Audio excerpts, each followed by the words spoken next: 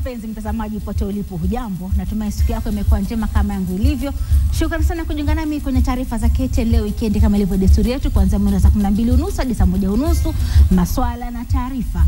Maswala nyeti yanayokuathiri wewe na mimi, na taarifa kuu ambazo zimegonga vichwa vya habari hii leo humu nchini. Lakini taarifa kuu zitakuja mwendo wa saa 1:30, saa 12, saa 1 mpaka saa 1:30. Saa 12:30 ni makala maalum. Lakini kwanza, kabla sijazungumzia swala letu la leo, tupate vidokezo. Kiona cha mwenzio chanyolewa chako tia maji. We as the Council of Governors will indeed go to court on Monday to seek advisory from the Supreme Court. Baraza la magavana sasa laelekea mahakamani kupinga kutimuliwa kwa gavana wa Embu Martin Wambora na Seneti. Huwezi uzia mtu kama ni njugu shauri. Hapa mimi niko hapa mpaka nilewa watoto. Gundua jinsi kina mama wanavyojikakamua kukimu familia zao jijini Nairobi.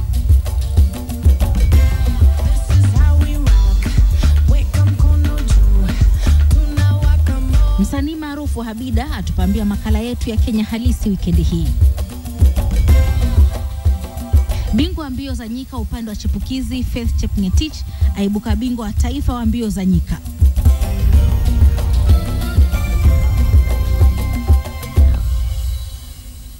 Na mtazamaji, basi tutazipokea taarifa hizo kwa muda wa nusu saa hivi. Lakini kwanza, katika sehemu yetu ya kwanza ya KTN leo weekend, mdahalo wa weekend, tunaangazia masuala ya kuwa na uhusiano nje ya ndoa. Si uhusiano wa kawaida. Kuna dadangu hapa anaitwa Hana Mwenja. Yeye asema aliona cha kuona, lakini nashukuru Mungu alimpa moyo wa kusubiri na kusamehe. Sitaki kuongeza chumvi, maana nitampa nafasi aelezee mwenyewe masaibu yaliyompita kati yake, mamake na mumewe, na sasa ni shughuli gani anayofanya ama amechukua hatua gani baada ya kuliona tukio hilo. Vile vile tutajiunga naye Bi Kipusa kutoka mjini Mombasa, mshauri, kutuelezea mambo yalivyo. Na vile vile niko naye Pastor Gibson atakuwa hapa studioni kutupa ushauri wako wewe kama mwanamke, kama mama, mke, umekabiliwa na tukio ambalo Hana ataelezea kwa muda usiokuwa mrefu, utachukua hatua gani? Karibuni katika studio zetu. Hana, moja kwa moja, Wakenya wamesoma kwenye gazeti ama kusikia mahali. Hebu tuelezee wewe kama ulipokuwa mke wa mtu. Ni miaka mingapi iliyopita tuseme? Nikiwa katika ndoa miaka 4. Miaka 4 iliyopita. Siku moja yapi aliyokupata katika ndoa yako mpaka ukafikiri pengine dunia imfika mwisho? Mimi nilitoka nikaenda kanisani vizuri. Naam. Niko na watoto wawili. Sasa mtoto yule mkubwa kaenda akaanza kusumbua kule kanisani. Naam. Ikabidi sasa nikatoka kabla hata ibada haijamalizika. Nilivyorudi nyumbani, nilipata hata sijaamini mpaka yapi aliyokupata. Nilipofika pale nyumbani nilipata mlango umeregeshwa vizuri. Nikausukuma kwa ndani. Kidogo kitambo niweke handbag kwa kiti, nikasikia kama kuna watu wananogonezana kule ndani. Naam. Kidogo nikasikia mtu kama ameshuka chini. Mwenye alitoka kwa ndani alikuwa ni mume wangu. Naam. Na alitoka uchi wa mnyama. Alivyotoka uchi wa mnyama kaja akanivuruta, akaniingiza katika chumba cha kulala. Nilivyofika pale, niliwapata wote wako, mama yuko pale kitandani. Ukisema mama ni mama yupi? Mama mzazi. Kukuzaa wewe tu kabisa. Nimpata yuko pale ako uchi, naye bwanangu vile alikuja akanichukua pale katika chumba cha kuketi na akaniingiza kwa cha kulala. Pia alikuwa uchi wa mnyama. Nikaona kumbe watu walikuwa wanafanya mambo yao. Ngoja Hana. Sasa ulipofika taswira ni hiyo. Ulisikia? Jibu tueleze katika nafasi ile. Nilishindwa. Ni mtu ni mumeo, babake watoto wako, na mwingine ni mamako mzazi. Nilishtuka, nikaishiwa na nguvu kabisa. Chenye kilinishika nisikia nimeisha kabisa. Ilibidi nikaenda tu chini mpaka nikakaa kwa floor. Naam. Sikuamini. Je, uliwahi kudhania kama mamako na mumeo walikuwa na uhusiano wa kimapenzi? Sikuidhania. Hukuona hata ishara hata siku moja? Kuna ishara nilikuwa naona, kwa sababu kuna wakati alikuwa akija akinitembelea, wanaenda wanakunywa pombe pamoja.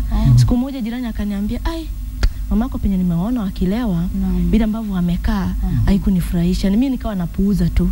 Na nikaja nikamuuliza mume wangu, akaniambia hapana, mimi lazima nimtuze mama mkwe, akija lazima nimpatie chenye anataka. Katika ile hali ya kumtunza mama mkwe ni watoke waende pamoja katika vilabu wakanywe pombe na wakajistareheshe. Wakati huo akifanyika ulikuwa wapi? Nilikuwa tu hapo, walikuwa mama akija wanatoka. Bibi huyo mama ananiambia awacha pengine niende nikatembee angalau nione mitaa. Waliweko kualika siku moja wakwambia twende pamoja? Hapana. Walikuwa wanatoka tena wanatoka bila hata kuniambia kama pengine wanatoka wote pamoja. Huyu maybe anatangulia na mwingine naye anafuata. Uliweko muuliza mama yako, mimi sifurahi hii kuona wafanya mambo kama haya, si heshima nzuri? Akasemaje? Nilimuuliza na akaniambia hapana. Akaniambia pombe sio mimi mwenyewe nimemfundisha, yeye alianza kitambo. Na akaniambia mimi niko na miaka na hiyo pombe. Na mumeo naye alipomuuliza, mimi sioni vizuri unapokwenda nje na mamangu, kama nataka kwenda nendeni na mimi, alichukulia hilo swali? Aliniambia hapana, mimi nikae nyumbani, nikae na watoto, yeye atatoka wataenda kutembea na mama. Tena akaniambia mimi wasitoki na mamako. Maybe saa zingine nampata huko, yeye ananipigia simu, ananiambia kijana wangu nataka kunywa pombe, na mimi lazima nimpatie kwa sababu hata mimi mwenyewe nalewa. Naam, mtazamaji, mmemsikia Hana akielezea mwenyewe moja kwa moja yale aliyomkabili miaka 4 iliyopita, uhusiano kati ya mamake na mumewe wakumuoa chini mamake tu akumzaa, wakaishia kufanya mapenzi mbele yake akiona.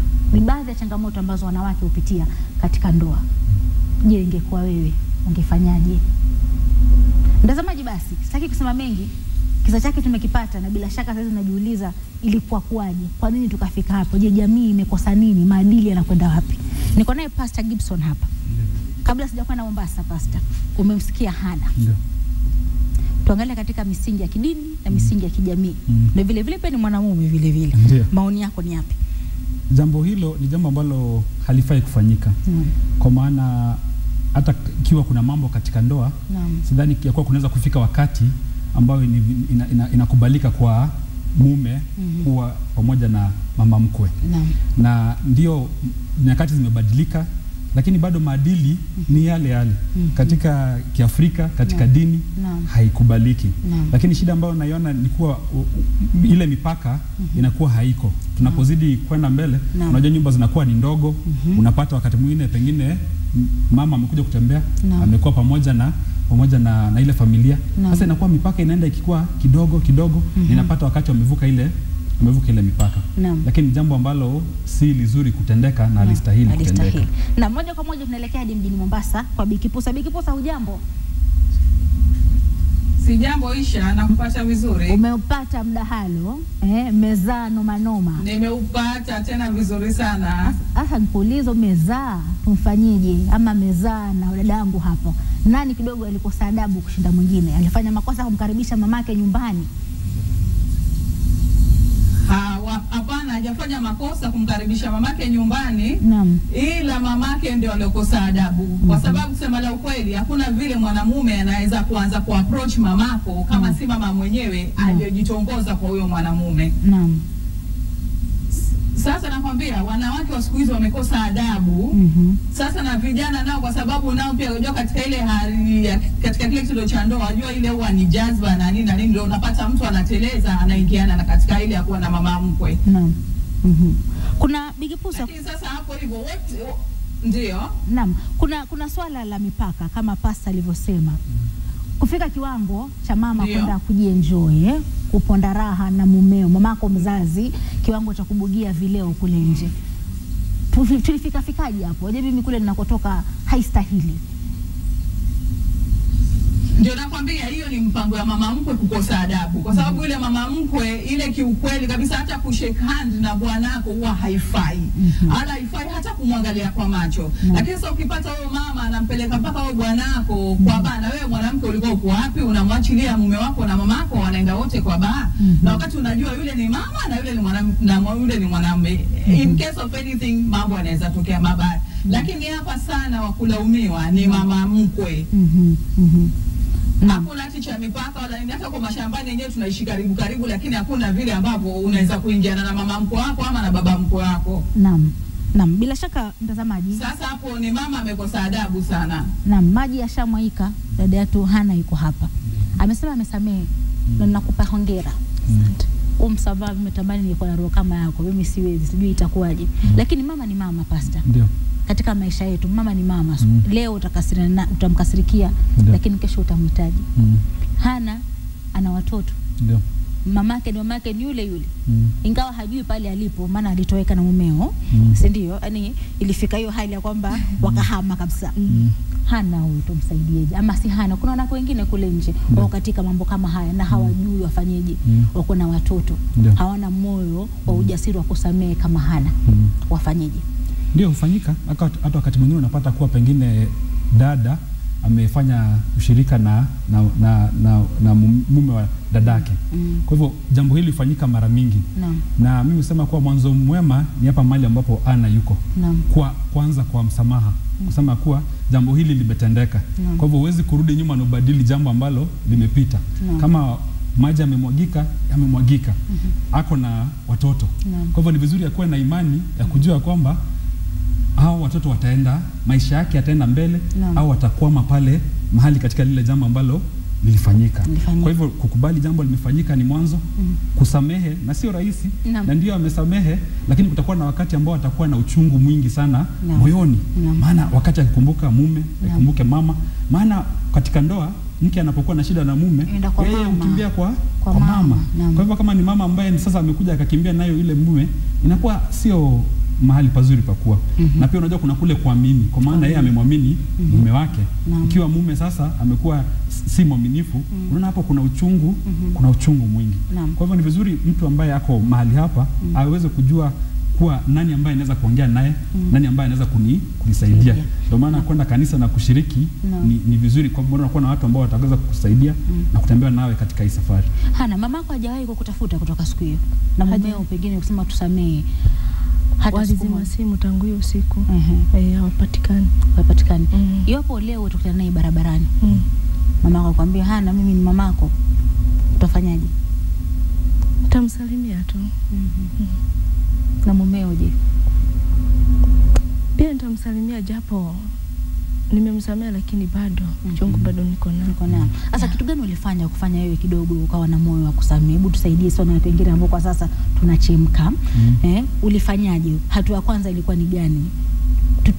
Tuwe katika safari yako. Niliamka asubuhi, pengine nikafanya hivi, nikashika Biblia, nikasoma, nikajipa shughuli. Ulianzaje mpaka kufika pale ulipo hivi? Zamani ni kazi ngumu. Kidogo tusaidie wale ambao kidogo wako katika changamoto katika uhusiano. Chenye kilinifanya nikafika mpaka wakati wa kusamehe ni kuongea na watu. Haswa nilituma SMS kwa kina Jalang'o asubuhi. Nikaongea nao na nikasikia maoni ya wasikilizaji. Hiyo ndio ilikuwa hatua ya kwanza venye wasikilizaji walianza kusema, angalia watoto wako kwanza, angalia watoto wako, kwa sababu mimi roho yangu ilikuwa imefika mwisho. Na nikaona kweli hao watoto bado ni wadogo, wananihitaji, hawana mzazi mwingine. Na tena nikaona hiyo ndio familia yangu yenye nimebaki nayo. Hiyo ndio ilifanya niwasamee wale watoto. Kwa hiyo ulipata nguvu kwa watoto wako. Uko pale ulipo leo kwa sababu ya watoto wako. Na una watoto wangapi? Wawili. Na bila shaka Mwenyezi Mungu atakupa umri uweze kuwalea, na utakuwa mfano mwema katika jamii. Bikiposa nikirudi kwako kutoka mjini Mombasa, maana naona muda unanipa kisogo. Sasa sisi wanawake wa kisasa, mama zetu ma.com, akija mwenyewe rinda sasa nyele mpaka huku poda ziko pale pale. Vipi naweza kumchukulia mamangu nyumbani kwangu bila yeye kuvuka mipaka na kuingilia katika nafasi yangu? Tupe mawaidha ya kuwachukulia mama zetu wanapokuja majumbani kwetu na waume zetu, bwana zetu wapo. Mama zetu wakija majumbani, kwanza unajua wale mama zetu kuna vile ambapo hata tunashindwa kuambia, sio hapa usiende, hapa usifanye hivi. Lakini kwanza chumbani kwako mamako asiingie, kwa kitanda chako wala mamako asikae. Alafu usikubali mama zoeane na huyo mume wako. Maana mama wengine maza ashakwambia nataka pombe, mara nataka kwenda kunywa na huyo mume wako, usiwahi kubali. Mama ni mama, akaye akuangalie wewe, akusikilize wewe shida zako. Mambo ya yule kijana ambao ni mume wako, pia ana mamake, atenda kwa mamake, akamsikilize mamake. Najua akae kwa siku ngapi. Lakini eti hiyo mambo kwa sisi wenyewe tuwapenda tuachilia mama zetu, anakuja amekuvalia kimini, amekufanya nini, anacheka na mume wako, anatilia na tano, wanahagiana. Hiyo haitawezekana. Kama kwangu siwezi kubali. Na kuna masuala ya mavazi, kwa mfano na chakula katika maandalizi. Kama mimi wangu najua mpishi stadi wa kaimati zile. Je, nimpe nafasi aingie jikoni, aandae kaimati na chai ya tangawizi, apeleke pale mezani, amwandalie mume wangu angalau furahishe nafsi? Hapana. yani anifundishe mimi vile nitakapopika nimwandalie mume wangu, lakini sio yeye andae napeleke kwa meza. Haitawezekana hata siku moja. Ni kila kitu yeye mama, kama kweli anakupenda wewe na anataka hiyo ndoa yako imarike, ni akae akufundishe na wewe ufanye kila kitu mwenyewe. Si ati yeye ndo angekuwa tena mke nyumbani pale, haitawezekana. Maana akishafika ndo ametake over, wazungu wasema. Kila mahali yupo, sitting room apande. Na pengine mama kaumbika, uwezi jua mama ajiweka, akajitengeneza, baba akiangalia ona doa hapa anataka kula kuku na vifaranga na kila kitu. Asante sana Bi Kipusa. First, tupe ushauri. Ni ndoa ni watu wawili. Watu wawili ambao wanajenga. Lazima wale watu wawili wawe wameaminiana na wawe katika hii safari wanatembea pamoja. Unajua hata ikiwa si mama, pengine yule mume pale ambapo anatembea, pengine kuna watu wengine ambao wanashirikiana nao. Kwa hivyo hayo majaribu yako kila mahali. Lakini lazima kila mtu ajue kuwa nimemchagua huyu dada, nimemchagua huyu mume na nimejitoa kwa maisha yangu ili tutembee safari ya maisha pamoja. Na mnapotembea pamoja katika maisha pia mnaongea. Kwa maana wakati mwingine mnakuwa mnaishi kwenye nyumba pamoja lakini hamko pamoja. Ni nyumba tu, kitanda mnalala kimoja, lakini kila mtu anaishi maisha yake. Na pia ni vizuri pale kwenye ndoa pia akina dada au wanaume wawe na sauti. Kwa maana wakati mwingine hawaongei. Kama dadangu, ikiwa mama alikuwa anakuja pale na wanalewa na yule mume, hiyo sauti ya kumwambia hii ni makosa na hii ni nyumba yangu, ndio wewe ni mama umekuja kwa nyumba yangu, hii ni makosa unafanya, na kama huwezi kubadilika, pengine basi tutafute njia nyingine ya kuhusiana. Kabla sijapata maoni ya Wakenya, mbona Hana huku muita mshauri, huku mpeleka mamako kwa wazee? Ukawaambia mama, mimi nimechoka, tabia zako zimenichosha, usije kwangu, naomba utakuja kwangu, baba ulevi acha. Mbona kuchukua hatua hizo kangojea mpaka maji yashamwaika? Mama ni mkali sana. Ni mkali sana, hata saa nyingine ukijaribu kumwambia yuanza kushautia mbele ya watu. Sasa inakuwa sasa pengine hata mambo yenu ya secret, lakini nafika sasa kila mtu anajua.